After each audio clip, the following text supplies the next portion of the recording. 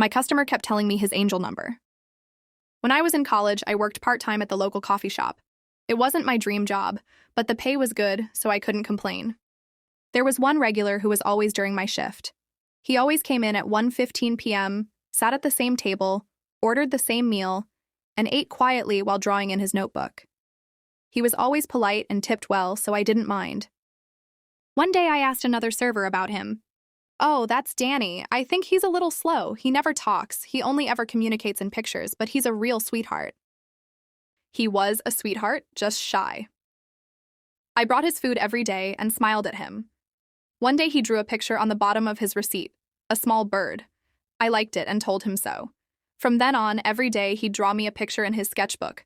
Birds, cats, flowers. They always made me smile. One day he drew a picture of bird wings with the number 119 written beneath them. I asked what it meant, but he just pointed at the wings and the number. So I did some research. Apparently 119 is an angel number. It represents new beginnings, positive energy, and prosperity. I thought it was sweet that he'd draw that for me, so I hung it up behind the counter. I guess he liked that, because afterward all his pictures were the same as that one. One day a young man entered the shop.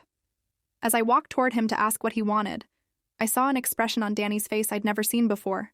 Complete, utter terror. As I passed by Danny, the new customer pulled a gun from his jacket and aimed it at me. Everything next happened in slow motion. He pulled the trigger. Danny jumped from his seat and dove in front of me. There was a loud bang. Danny fell to the floor. I screamed. The shooter raised the gun to his own head and fired. The police eventually came, but too late.